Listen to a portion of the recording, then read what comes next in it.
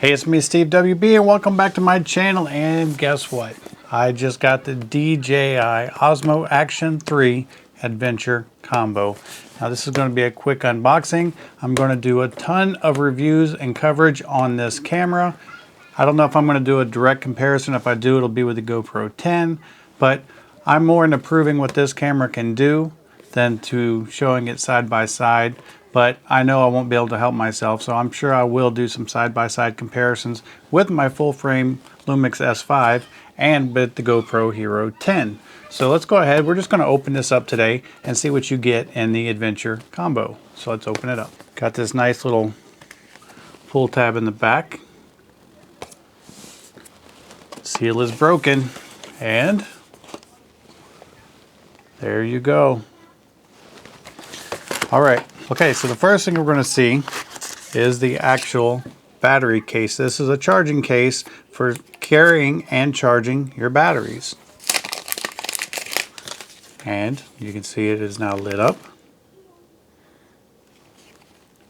And there you have it. Not one, not two, but 3 batteries. And you get a ton of battery life from each one of these. So this should be good for all day long. And the case is very nice. It's sleek. I'll compare it to the size of my Hero 10.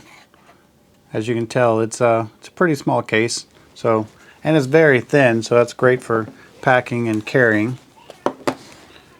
Then we're going to open up this little accessory box or mystery box. And not too much of a mystery here. It's just going to be probably be mounts and things like that. It doesn't want to open. There we go. Okay, the magnets had it all nice and locked up in there, but you have your little clamp mount. This is for the camera. It worked with the Action 2 as well, but it's no longer metal. This is now plastic. You get a second mount, so you do get 2 of these with the Adventure Combo. Let's not forget the DJI stickers, thumb screw, a second thumb screw, so you get 2 thumb screws. And then we have the actual case.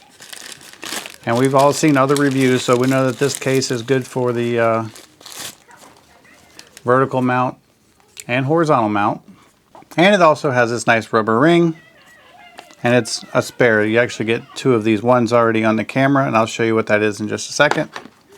Then you have the little sticky mount that you can stick to cars and smooth surfaces to mount your camera in some different configurations, I guess you could say. So very cool.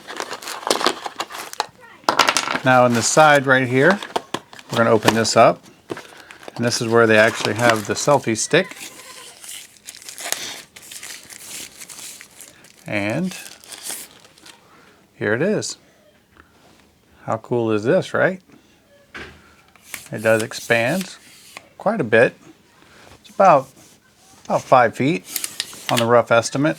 It's got a nice rubber grip on it, and it does say DJI Action on the handle, and you have a 1/4-20 screw on the bottom and a tiny little eyelet for a wrist strap, so very nice. And then let's see, you do get a USB-C to USB-C charging cord, and then you have the actual camera itself, and pull tabs on the bottom. And there it is. Now that rubber ring that I showed you earlier goes right here. It just goes around the lens, and that's just for the purpose of, sometimes it's hard. You can leave it on there if you want. It'll probably fall off. I don't know if it's made to stay on there or not, but you can put it on there for removing your lens to give you a better grip to unscrew it and to screw the new one back on. And if you leave it on there, it can also serve as protection if it falls. But very, very nice. DJI Osmo Action 3.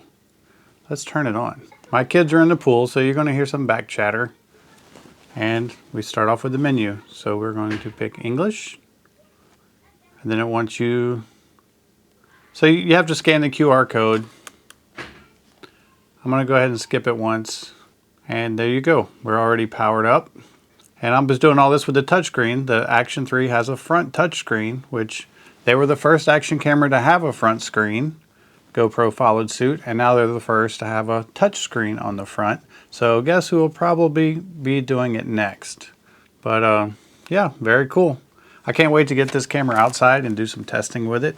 We're going to put it on RC cars. We're going to attach it to drones. And I also have ND filters and accessories coming for this. That way we can just see how good we can make it look. Now this is still 8-bit. 10-bit update is supposed to be coming this month sometime, so I hope they hurry up and give that to us.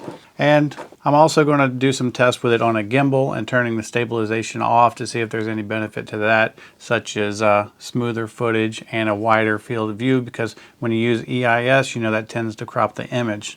But this is extremely wide. It's wider than the GoPro. Their new Hyperview is not even as wide as what this camera can go. So interesting. This is kind of getting a bad rap, or under hype, I'm going to call it, from the GoPro lovers.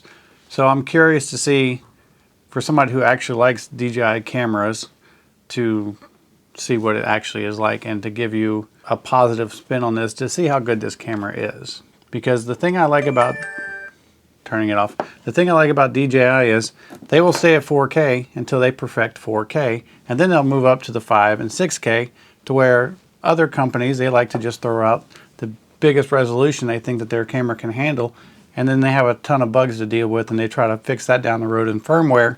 And to me, that's just not the way to do it. I would rather a super reliable 4K camera that looks extremely good, that's going to work every single time I hit record, and something that is not going to lose files and not going to overheat as well. So we'll see in the testing. I'm going to try to make it overheat. I like to take things to the extreme and really test it in odd ways, so we can look forward to that kind of stuff. But I just want to share this quick unboxing with you. I'm also going to be doing the OM6 video very soon too. That just came in yesterday, so a lot of work to do, but we're going to do it. I'm Steve WB, and I'm out.